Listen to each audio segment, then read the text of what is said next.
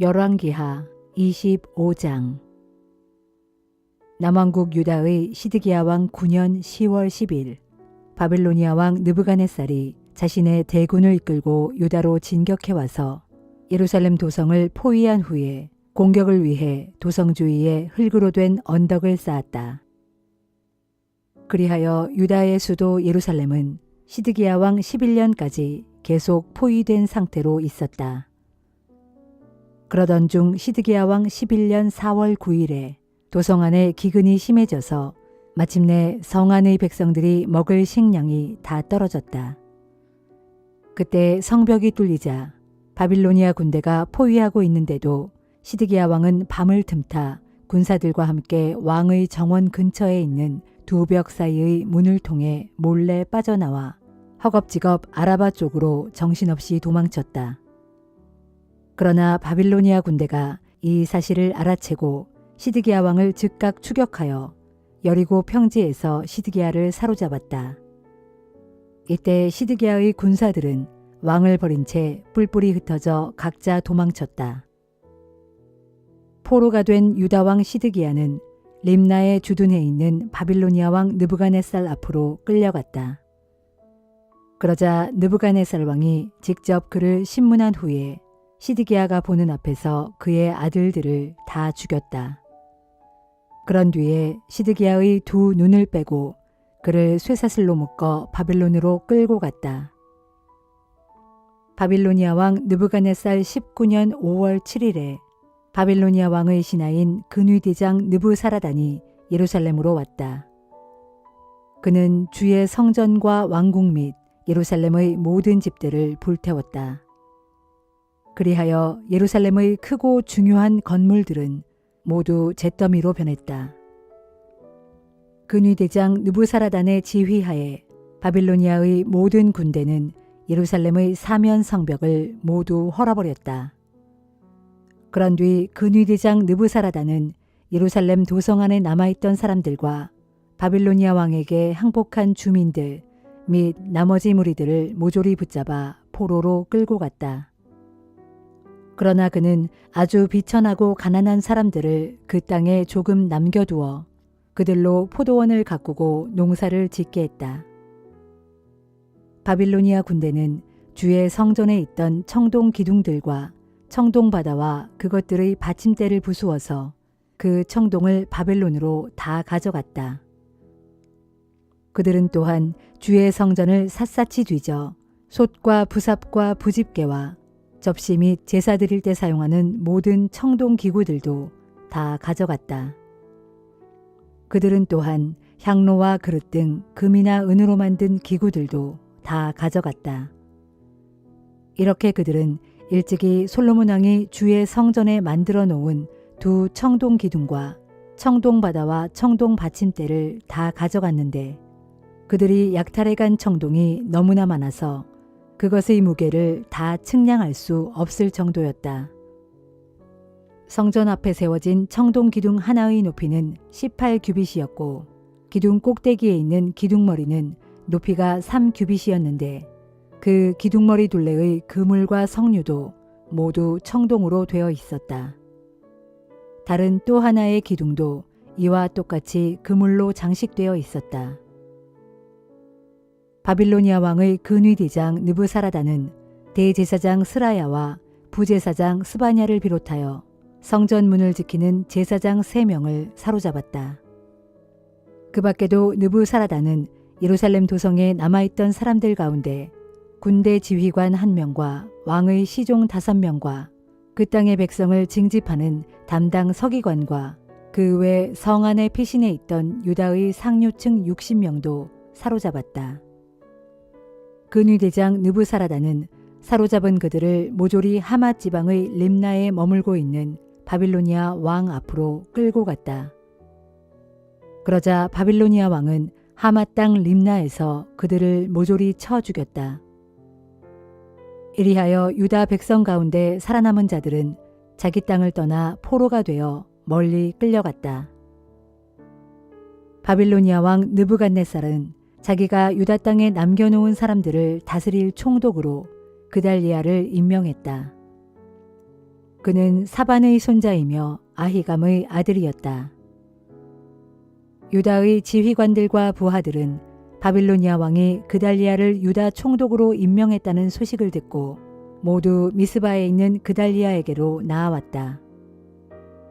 그들은 느다니아의 아들 이스마엘, 가레아의 아들 요하난, 느도바 사람 다누메스의 아들 스라야, 그리고 마아가 사람의 아들 야아사니아와 그들의 부하들이었다. 그달리아는 자신에게 나아온 그들 군대 지휘관들과 그들의 부하들에게 맹세하며 당부했다. 바빌로니아 관리들을 조금도 두려워할 필요가 없습니다. 이 땅에 조용히 살면서 바빌로니아 왕을 섬기면 됩니다. 그러면 여러분에게 아무런 일도 없을 것입니다. 그러나 그해 7월에 엘리사마의 손자이며 느다니아의 아들인 왕족 이스마엘이 부하 10명을 거느리고 미스바로 와서 총독 그달리아를 쳐 죽이고 또한 총독부에 있던 유다 사람들과 바빌로니아 관리들도 함께 죽였다. 일이 이렇게 되자 신분이 높든 낮든 상관없이 모든 유다 백성들이 바빌로니아 사람들의 보복이 두려운 나머지 군대 지휘관들을 따라 이집트로 도망쳤다. 유다 왕 여호야긴이 바벨론 땅에 포로로 잡혀간 지 37년째가 되던 해, 곧 에윌무로닥이 바빌로니아의 왕위에 올라 통치하기 시작하던 그해 12월 27일에 바빌로니아 왕 에윌무로닥은 즉위 기념으로 포로로 잡혀있던 유다 왕 여호야긴에게 특별 사면을 베풀어 그를 감옥에서 풀어주었다. 뿐만 아니라 바빌로니아 왕은 유다 왕 여호야긴에게 호의를 베풀어 그와 함께 바벨론에 잡혀와 있던 다른 나라의 왕들보다도 더 우대해 주었다. 그리하여 유다 왕 여호야긴은 죄수복을 벗고 남은 생애 동안 항상 바빌로니아 왕의 식탁에서 함께 식사할 수 있었다. 바빌로니아 왕은 유다 왕 여호야긴에게 평생 동안 필요한 것들을 날마다 공급해 주었다.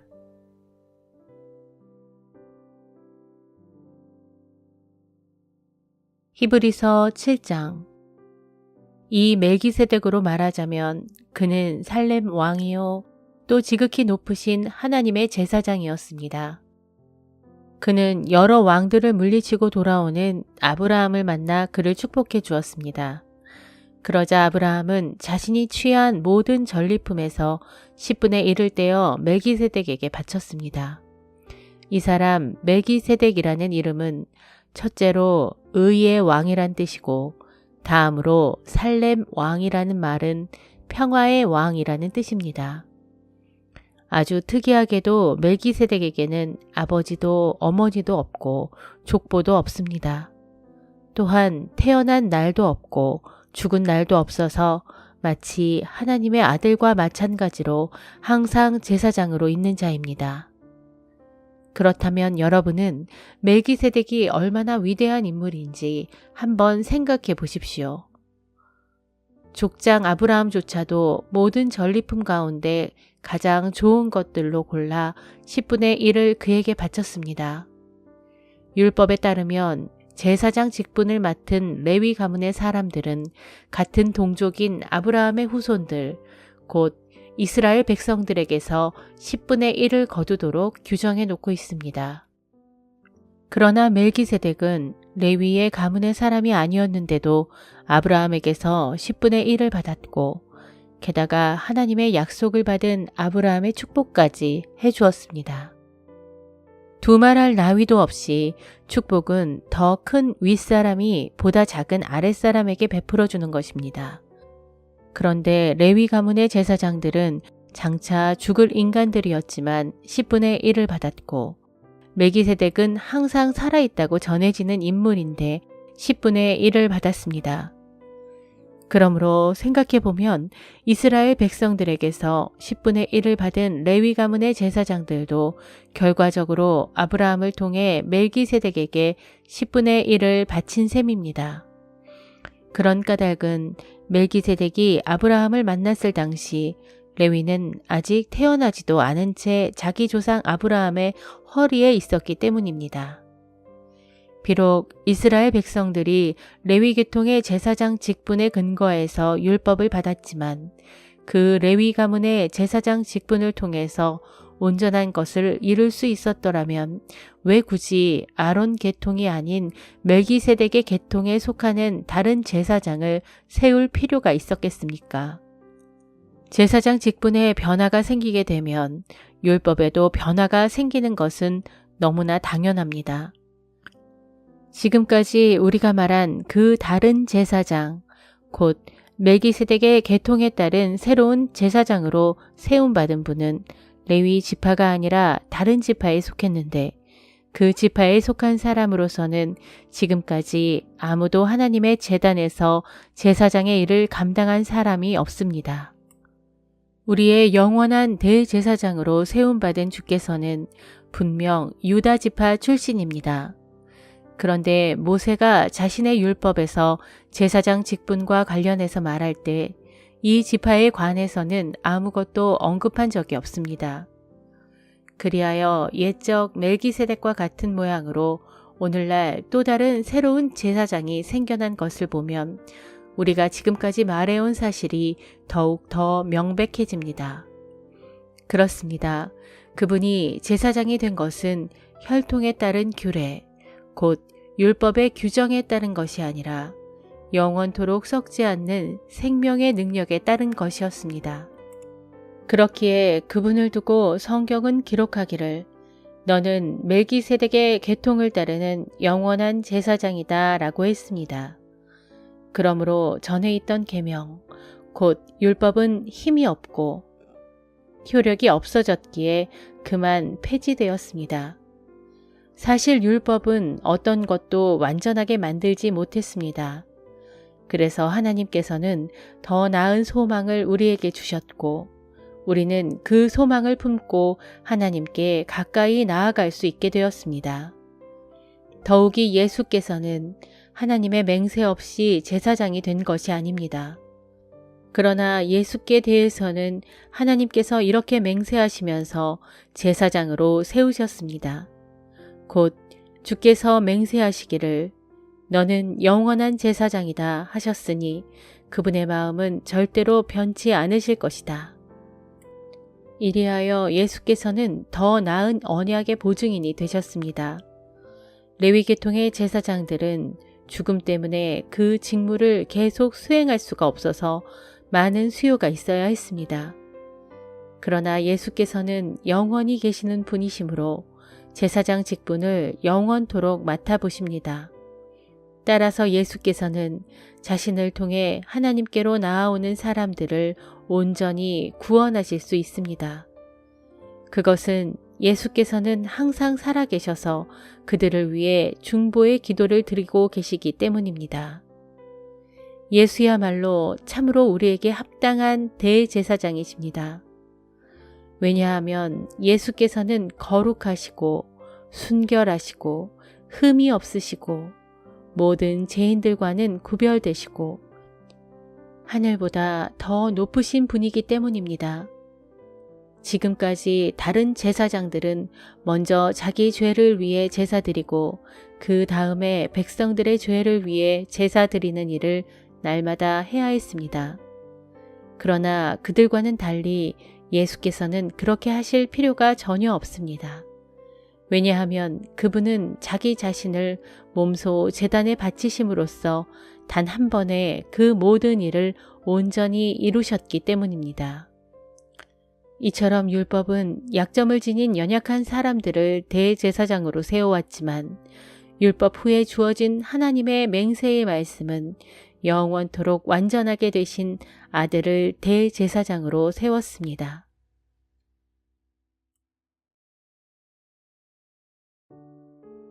아모스 1장. 드고아의 목자 아모스가 전하는 하나님의 말씀이다. 당시 남쪽의 유다 왕은 우시아였고 북쪽의 이스라엘 왕은 요아스의 아들 여로보암이었는데 때는 그 땅에 지진이 일어나기 2년 전이었다. 그 시기에 아모스는 장차 이스라엘에 일어날 일들을 환상으로 보았다. 아모스가 말했다. 주께서 시온산에서 외치시고 예루살렘에서 큰 소리를 발하시니 목자의 풀밭이 시들고 갈멜산의 꼭대기가 마른다. 주께서 말씀하신다. 다메섹이 저지른 서너 가지 죄에 대하여 내가 그들을 용서하지 않고 벌을 내리고야 말겠다. 그들은 철 타작기로 곡식을 털듯이 길르앗을 무자비하게 털었다. 그러므로 내가 하사엘의 왕궁에 불을 지를 것이니 그 불이 베나닷의 요새들을 모조리 불사를 것이다. 내가 또 다메섹의 모든 성문 빗장을 깨뜨리고 아웬 골짜기에 사는 주민들을 멸하며 베데덴에서 왕권을 쥐고 있는 자를 없앨 것이니 아람 백성들이 대적에게 사로잡혀 길로 끌려갈 것이다. 이것은 나 주의 말이다. 주께서 말씀하신다. 가사가 저지른 서너 가지 죄에 대하여 내가 그들을 용서하지 않고 벌을 내리고야 말겠다.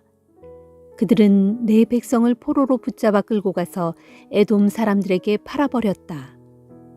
그러므로 내가 가사 성읍에 불을 지를 것이니 그 불이 가사의 요새들을 모조리 불사를 것이다. 내가 또 아스돗 성읍의 주민들을 멸하고 아스글론 성읍에서 왕권을 쥐고 있는 자를 없앨 것이다. 그런 다음에 내가 손을 돌이켜 에그론 성읍을 칠 것이니 그날에 블레셋 족속 가운데 살아남은 사람들이 다 멸망할 것이다. 이것은 나 주 하나님의 말이다. 주께서 말씀하신다. 두로가 저지른 서너 가지 죄에 대하여 내가 그들을 용서하지 않고 벌을 내리고야 말겠다. 그들은 이스라엘과 맺은 형제의 조약을 깨뜨리고 사로잡은 이스라엘 백성들을 에돔 사람들에게 팔아버렸다. 그러므로 내가 두로 성읍에 불을 지를 것이니 그 불이 두로의 요새들을 모조리 불사를 것이다. 주께서 말씀하신다. 에돔이 저지른 서너 가지 죄에 대하여 내가 그들을 용서하지 않고 벌을 내리고야 말겠다. 그들은 칼을 들고 자기 형제 이스라엘을 뒤쫓았으며 불쌍히 여기는 마음은 조금도 없이 아주 무자비한 행동을 서슴지 않았고 또한 형제에 대해 언제나 끊임없이 분노를 폭발하였다. 그러므로 내가 대만 성읍에 불을 지를 것이니 그 불이 보스라의 요새들을 모조리 불사를 것이다. 주께서 말씀하신다. 암몬이 저지른 서너 가지 죄에 대하여 내가 그들을 용서하지 않고 벌을 내리고야 말겠다. 그들은 자기들의 영토를 확장하려고 길르앗 땅을 침공하여 무자비한 행동을 서슴지 않았으니 심지어 아이벤 여인들의 배까지 칼로 갈랐다. 그러므로 내가 라빠 성읍에 불을 지를 것이니 그 불이 그 땅의 요새들을 모조리 불사를 것이다. 그 전쟁의 날에 군사들이 외치는 소리가 드높고 그 회오리 바람 부는 날에 폭풍 같은 치열한 전투가 벌어질 것이다. 결국 그들의 왕은 대신들과 함께 사로잡혀 포로가 되어 끌려갈 것이다. 이것은 나 주의 말이다. 시편 145편. 나의 왕이신 하나님이시여, 내가 주님을 높이고 주님의 이름을 영원토록 찬양하렵니다. 내가 날마다 주님께 감사를 드리고 영원토록 주님을 찬양하렵니다. 진실로 주님께서는 위대하신 분이시니 드높이 찬양받기에 합당하신 분이십니다. 주님의 그 위대하심을 우리가 어찌 측량인들 감히 할 수 있겠습니까? 주님께서 행하신 위대한 일들은 한 세대에서 다음 세대로 끊임없이 대대로 전해지리니 모든 세대가 주님의 능력 있는 일들을 힘차게 선포할 것입니다. 이 몸도 주님의 크신 영광과 위엄을 말하고 주께서 행하신 놀라운 일들을 묵상하며 마음에 깊이 새기렵니다. 사람마다 주님의 크고 두려운 일들을 말할 것이고 나 또한 주님의 위대하심을 힘있게 선포하렵니다. 무사람들이 주님의 한량없는 은혜를 기리면서 주님의 의로우심을 기쁘게 노래할 것입니다. 진실로 주께서는 은혜롭고 자비로우시며 화를 더디 내시고 사랑이 풍성하신 분이십니다. 주께서는 또한 모든 피조물들에게 한없이 너그러우셔서 손수 지으신 모든 것들에게 크신 자비를 베푸십니다. 오 주여, 그러므로 주께서 손수 지으신 모든 피조물들이 소리 높여 주님을 찬양하고 주의 성도들도 한 목소리로 주님을 찬송합니다. 이처럼 뭇 성도들이 주님 나라의 영광을 말하고 주님의 위대하신 행적을 널리 전함으로 모든 사람들이 주님의 위대한 행적과 주님 나라의 찬란한 영광을 밝히 알게 될 것입니다. 진실로 주님의 나라는 영원한 나라요. 주님의 통치는 대대로 영원 무궁토록 이어질 것입니다. 주님께서는 자신의 언약을 신실하게 모두 다 지키고 그 지으신 모든 피조물들에게 널리 사랑을 베푸십니다. 또한 주께서는 넘어지는 자마다 모두 붙잡아 주시고 엎어진 자마다 누구든지 일으켜 세워주십니다. 온 세상의 모든 눈들이 주님만을 바라보니 주께서는 그들에게 때를 맞춰 먹을 거리를 공급해 주십니다. 주께서는 두 손을 활짝 펴시어 살아있는 모든 피조물들의 온갖 바라는 것들을 풍족하게 채워주십니다. 진실로 주께서는 하시는 일마다 모두 의로우시고 하시는 모든 일에 사랑이 넘쳐납니다. 주께서는 누구라도 주께 부르짖는 사람에게 가까이 계시고 진심으로 주를 찾는 모든 사람에게 가까이 다가가십니다. 주께서는 주를 경외하며 사는 사람들의 소원을 다 들어주시고 그들의 부르짖는 소리에 귀를 기울이시어 그들을 모든 공경에서 구해주십니다. 주께서는 주를 사랑하는 사람은 누구든지 다 지켜주시지만 주를 미워하는 악한 자들은 누구라도 다 멸하십니다. 오 주여, 그러므로 내가 입을 크게 열어 주님을 찬양합니다. 너희 육체를 가진 모든 사람들아, 주님의 거룩하신 이름을 영원토록 찬양하라.